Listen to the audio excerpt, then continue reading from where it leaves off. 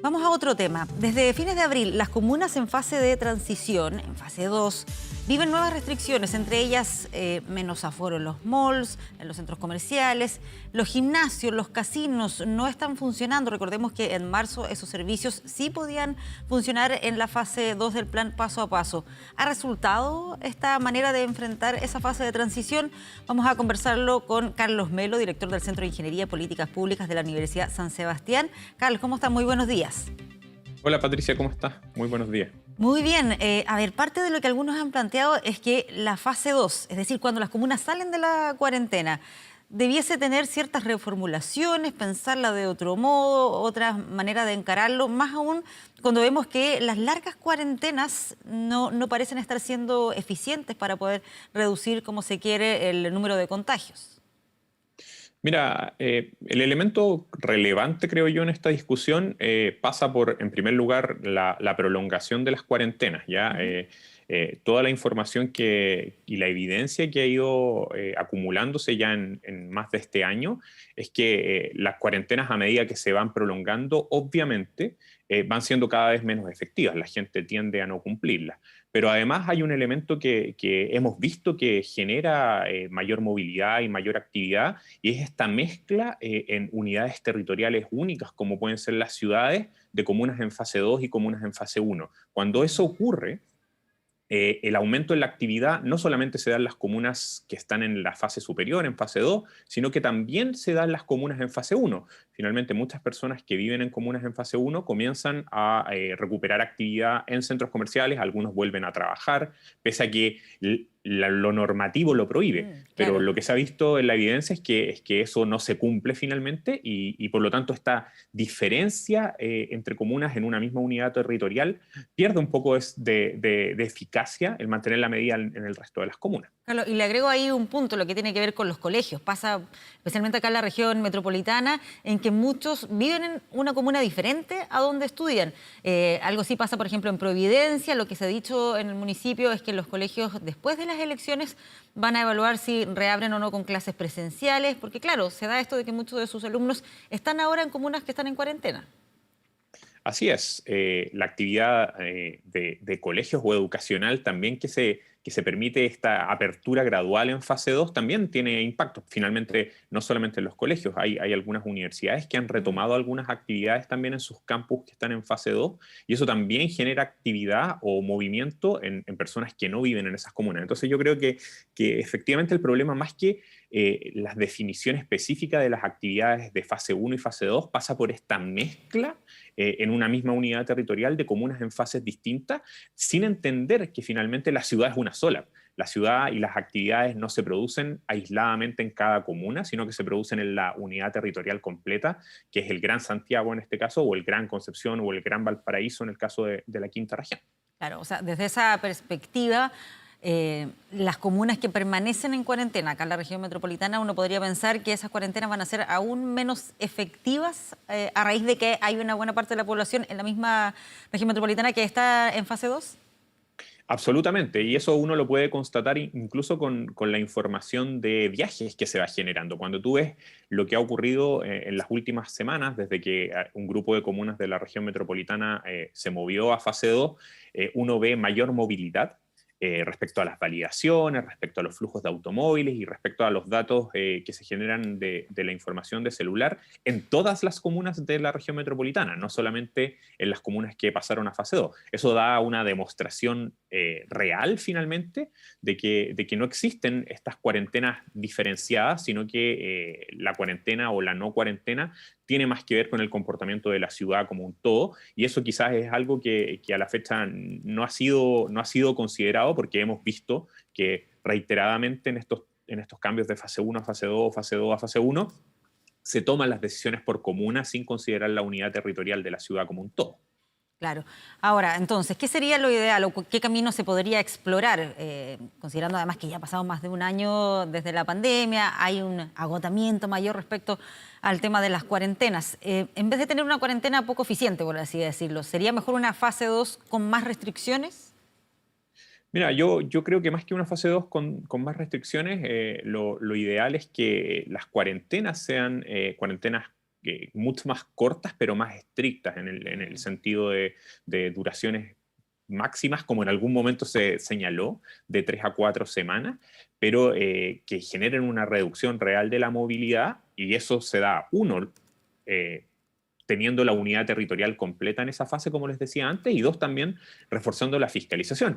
Ese también es un punto que es muy sensible ahora, cuando tú comparas la fiscalización en las zonas o en el periodo en que todo Santiago estaba en cuarentena versus la fiscalización que hay ahora, tú te puedes dar cuenta que es un poco más flexible, ¿ya? Porque finalmente no sabes de dónde viene la gente, pues es imposible discriminar de dónde viene la gente a no ser que se fiscalice uno por uno, y la verdad que la capacidad del Estado de hacer eso es imposible.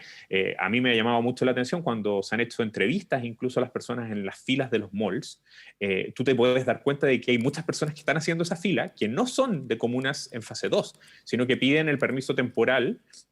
Hay un incentivo mayor además a utilizar estos permisos temporales en las comunas que siguen en cuarentena porque hay más actividades abiertas, están los malls abiertos en una parte de la ciudad. Entonces, claro, una persona, por ejemplo, que vive en Santiago Centro y que ve que en Providencia hay mall abierto versus una situación donde está todo cerrado, dice, bueno, yo voy a ocupar mi permiso temporal y voy a salir. No estoy infringiendo ninguna normativa, pero obviamente la movilidad es mayor. Entonces, creo yo que lo clave acá pasa por si es que volvemos a caer en situaciones de cuarentena para toda la ciudad, esas situaciones sean cortas, pero muy estrictas con el mayor esfuerzo posible. De hecho, no sé si hay cifras, pero puede que la experiencia de cuarentena más eficaz haya sido ese fin de semana en que no existían permisos para salir, que fue bien polémico, harta gente cuestionando, porque las ferias tampoco iban a estar abiertas, pero como la percepción que tengo al menos de haber visto las calles mucho más vacías. Sí, las cifras que hay son cifras de la movilidad en general de esos días, y si tú comparas esos fines de semana con los fines de semana inmediatamente anteriores o los que han venido después, incluso el fin de semana recién pasado, que en pleno hubo un día que en la práctica también ocurrió lo mismo porque era un feriado irrenunciable, ¿no es cierto?, el Día del Trabajador. Si tú haces una comparación, en ese fin de semana donde hubo una cuarentena, entre comillas, total, sin comercio abierto, la movilidad fue mucho menor a las demás. Entonces, eso refuerza el hecho de que si las oportunidades comienzan a abrir, si las actividades se empiezan a retomar en algún sector de la ciudad, la actividad y la movilidad aumentan en todas, no solamente en ese sector donde se hace en forma focalizada. Sí, ahora, ¿hay cifras, no sé si maneja alguna respecto a dónde se producen con más frecuencia los contagios? Porque estamos mencionando lo que ocurre en esas imágenes que vemos de las aglomeraciones en los centros comerciales, lo que está pasando principalmente ahí con ese tipo de situación acá en la región metropolitana, pero escuchaban algunas entrevistas de lo que pasa en Punta Arenas, donde están en cuarentena, donde al parecer estarían enfrentando una tercera ola de contagios. Y ahí lo que contaban es que muchos de esos brotes son por los encuentros familiares, no tanto por lo que pasa fuera de las casas. Bueno, esa es una discusión que en el caso nuestro en Chile creo que no podemos responder todavía con precisión, porque para responder esa pregunta con precisión es necesaria una trazabilidad de alta calidad. Finalmente, si no se sabe con qué personas tú viajaste en el transporte público, si no se sabe con qué personas tú estuviste en el mall, es difícil realizar la trazabilidad para encontrar dónde efectivamente las personas se están contagiando. Entonces, finalmente, todas las cifras que se entregan ahora se basan en aquellos casos que son trazables, y los casos que son trazables obviamente son aquellos en los cuales tú tienes contacto directo y sabes que el contacto existió. Y eso obviamente también es mucho más probable en el caso de tu grupo familiar. Si un familiar tuyo se contagia de COVID, tú sabes que se contagió, y si después tú te contagias, dices, me contagié porque estuve con él. Pero si se contagia alguien que estaba en el mall o en el supermercado al mismo tiempo que tú, no tienes cómo saberlo. Y no existen los mecanismos de trazabilidad para esos volúmenes. Quizás en viajes interurbanos a lo mejor todavía hay algo, pero la trazabilidad general a ese nivel en Chile nunca la hemos tenido, y por lo tanto es difícil decir con certeza, sí, ¿sabes qué? La mayor cantidad de contagios se produce en esos encuentros más familiares que en otros espacios. Yo creo que no tenemos la información para decirlo, lamentablemente, y por eso las precauciones debiésemos tomarlas en todos los espacios posibles. Sí. Ahora, si las cifras van a la baja o continúan porque todavía es una leve mejoría, como decían ayer las autoridades sanitarias. Si eso llega a profundizarse, probablemente más comunas de la región metropolitana van a salir de la cuarentena. ¿Cómo enfrentar ahí este aumento de la movilidad? Especialmente estoy pensando en el transporte público, considerando que es una instancia en la cual es mucho más difícil mantener, por ejemplo, la distancia física. Sí, yo creo que ahí hay ciertos aspectos que son importantes de no rebajar las medidas o no rebajar la guardia. La primera para mí y la más importante es que los empleadores en general o los generadores de actividad mantengan durante un tiempo al menos las posibilidades a las personas de los que puedan teletrabajar, que sigan teletrabajando, los que puedan viajar en horarios desfasados, que lo sigan haciendo. Finalmente, las medidas que más impacto tienen sobre la aglomeración en el transporte público tienen más que ver con la gestión de la demanda, es decir, con tratar de distribuir los viajes de mejor forma durante el día, que con lo que se puede hacer desde el punto de vista del transporte. Finalmente, los buses hay una oferta limitada, se pueden sacar, y el ministerio al menos así ha señalado, que siempre han ofertado, puesto en la calle la mayor cantidad de buses posible sin bajar la frecuencia, pero eso tiene un tope, eso tiene un límite, y si nos concentramos todos en los mismos horarios como ocurría antes de la pandemia, las aglomeraciones se van a seguir produciendo. Entonces, un factor relevante es quienes puedan mantener, al menos durante un par de meses, yo me atrevería a decir, las medidas de teletrabajo, de desfase horario.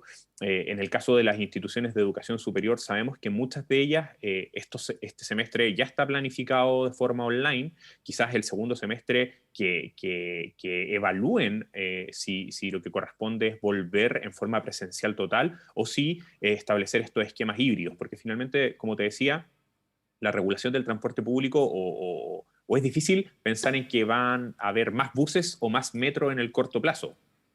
La oferta está de cierta forma limitada. Lo otro que yo creo importante es tratar de poner énfasis, todavía estamos a tiempo, en poner más énfasis en los modos de transporte activos que no son en espacios cerrados.